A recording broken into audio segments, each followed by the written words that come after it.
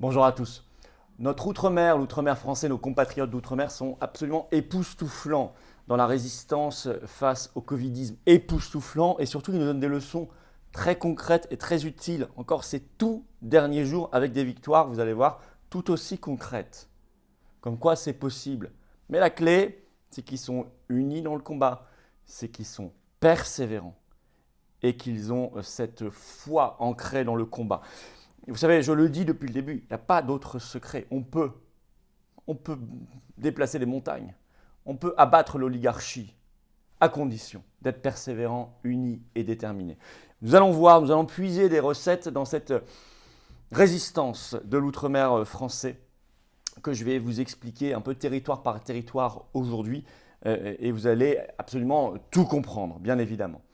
D'ailleurs, ce jeudi 28 octobre arrive au Sénat la loi qu'a votée de très peu, à 10 voix près, l'Assemblée nationale, c'est-à-dire prolongation du pass sanitaire après le 15 novembre, mais aussi par exemple levée du secret médical pour les enfants à l'école. Bon. Nous avions fait une manifestation pour faire pression sur le Sénat la veille du dernier vote sur l'obligation vaccinale, ça avait fonctionné. Après des semaines et des semaines aussi de résistance. Même des sénateurs étaient venus nous voir pour discuter, etc. Nous refaisons la même chose. Je vous attends. Je vous attends ce mercredi 27 octobre, donc la veille, à partir de 17h, rue de Tournon devant le Sénat. Venez en masse dans la paix, venez en masse avec nos drapeaux français. Faites venir du monde. J'y serai bien sûr, d'autres intervenants, d'autres résistants. Je suis certain que les sénateurs vont de nouveau venir discuter. Il faut qu'ils rejettent tout ça. Il faut aussi qu'ils rejettent la levée du secret médical pour les enfants à l'école. À ce sujet, il y a toujours la pétition nationale en lien sous la vidéo en description qu'il faut signer et relayer, surtout avant le 27 octobre, pour que nous puissions transmettre tout ça au Sénat, comme nous l'avions fait. Ça, je compte sur vous. Vous pouvez la signer et vous pouvez la partager, la relayer, la mettre en lien sur vos réseaux sociaux. Par ailleurs, il y aura évidemment un grand cortège national unitaire samedi prochain, mais je vous donnerai, réservez déjà l'après-midi à partir de 14h à Paris, mais je vous donnerai les informations très concrètes dans les heures qui viennent. Voilà, ou plus tard une journée. Mais réservez d'ores et déjà votre après-midi et faites venir du monde. C'est le moment de mettre la pression. Surtout que nous avons cet exemple époustouflant de l'outre-mer. Continuez de vous abonner à cette chaîne YouTube. Nous avons dépassé les 265 000. On file à toute vitesse vers les 300 000 abonnés. C'est important de s'abonner pour donner de la visibilité à ces vidéos et je vous attends. Profitez-en en même temps pour venir aux Patriotes. Démonstration de force des Patriotes, c'est plus de 32 000 adhérents à jour. C'est gigantesque. C'est une force souverainiste et de libération nationale, libération de l'humanité gigantesque qui défend des belles valeurs, mais on ne peut rien faire tout seul. On n'a pas un centime de l'État. Nous, on n'est pas l'opposition contrôlée, contrairement à d'autres. Donc, je compte sur vous. Rejoignez cette dynamique. Le lien pour adhérer ou réadhérer aux Patriotes se trouve sous la vidéo en description ou en commentaire épinglé ou en fin de vidéo en cliquant là ou là sur l'écran, vous choisissez. Sous la vidéo en description également un lien pour faire un don de soutien aux Patriotes et donc à la résistance tout entière. Adhésion, réadhésion, don, c'est défiscalisé aux 2/3 pour vous. Pensez-y.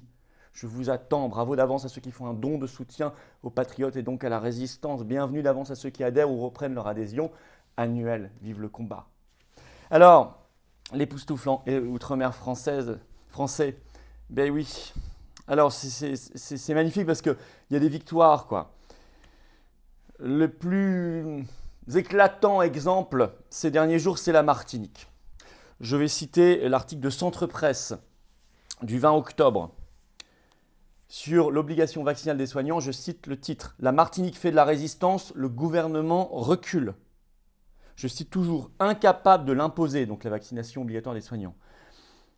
Le gouvernement a renoncé à rendre obligatoire la vaccination pour les personnels soignants de l'île de Martinique.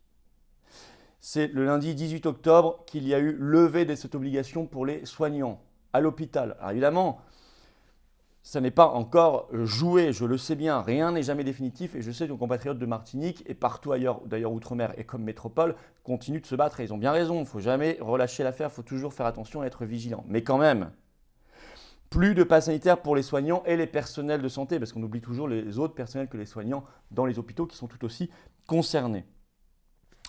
D'autant en réalité, il faut quand même revenir aussi à la réalité parce que les grands médias ne vont jamais vous montrer ces courbes. Pourtant, ce sont les courbes officielles. Regardez les cas de Covid en Martinique. Vous voyez? Ça, c'est quand on nous a fait toute l'histoire. Ça, c'est maintenant. Ça a chuté considérablement. Ça s'est effondré même. Mais ça, vous ne l'entendez pas. Ça fait quand même réfléchir. Qu'est-ce qu'ils avaient fait? Le 12 octobre, ils avaient bloqué l'accès de 2 centres hospitaliers de Martinique. Déjà le 8 octobre, il y avait une manifestation de 500 personnes à Fort-de-France, ce qui est beaucoup vu la population martiniquaise. Mais il y avait d'ailleurs aussi en Guadeloupe, à Pointe-à-Pitre, 1000 personnes le 8 octobre. Et surtout, c'est l'unité qui a fonctionné. Parce que dans la nuit du 22 au 23 octobre, ils ont continué, même après la victoire, de faire pression des personnels non vaccinés et vaccinés ensemble. Ça, c'est la clé. Je l'ai dit depuis le début. Mais rejoints aussi par des pompiers, par des agents EDF, par des motards. L'union sacrée pour la liberté. Qu'on soit vacciné ou non vacciné, ce n'est même pas le sujet, on est juste pour la liberté. C'est la clé du succès. Et ils ont raison de continuer de se mobiliser. On va maintenant en Nouvelle-Calédonie. Ils ont une petite victoire. Quand même, c'est la première, le 23 octobre.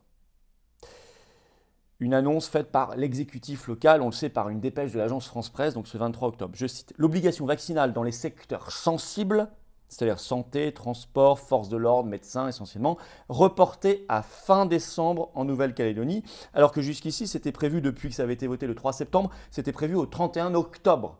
Donc là, dans quelques jours, ils ont gagné 2 mois. Vous me direz, ça n'est que 2 mois de gagner. Oui, mais ça permet de préparer les forces, de prendre les forces, de préparer le combat et de gagner, ensuite définitivement. Qu'est-ce qu'ils avaient fait? Une manifestation, toujours dans la paix, je vous le signale, mais dans l'unité. Des blocages, quelques blocages ici et là, des préavis de grève. Et puis il y a la réalité aussi, je vais vous montrer la même courbe pour la Nouvelle-Calédonie. Regardez, les courbes officielles, toujours les cas. Hop, voilà. Vous avez vu comme ça chute. Voilà, si vous voulez, ça c'est la réalité qu'on ne vous montre pas non plus. Pourtant, ce sont tout simplement les chiffres officiels qu'on trouve partout. Polynésie française. 19 octobre.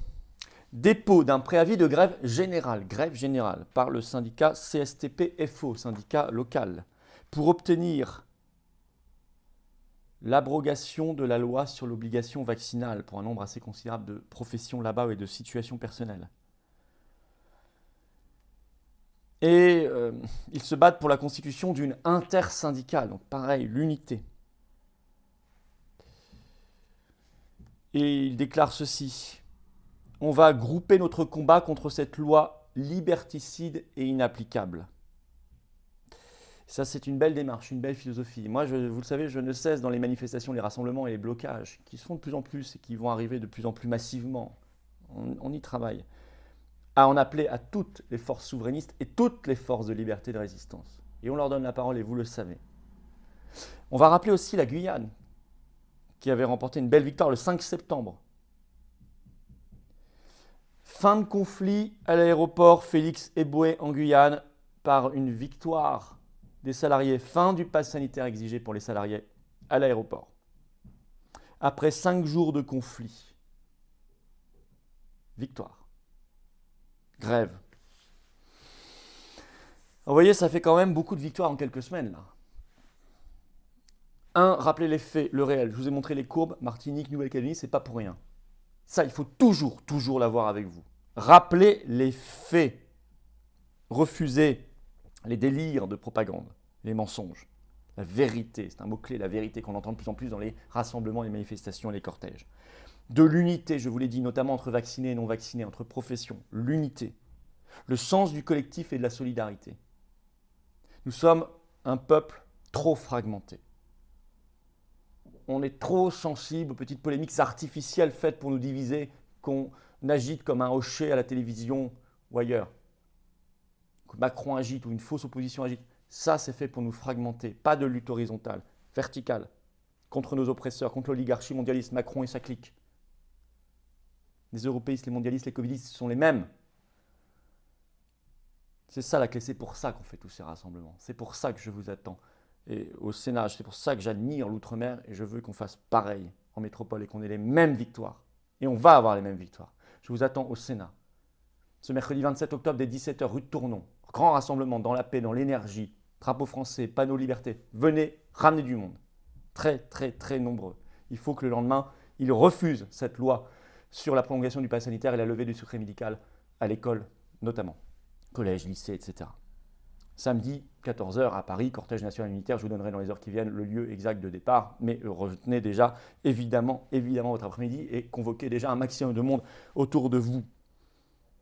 Abonnez-vous à cette chaîne YouTube, très important, très important de s'abonner, on va vers les 300 000 abonnés. Vous appuyez en même temps sur la petite cloche pour recevoir les notifications des nouvelles vidéos, ce sera plus simple pour vous et venez.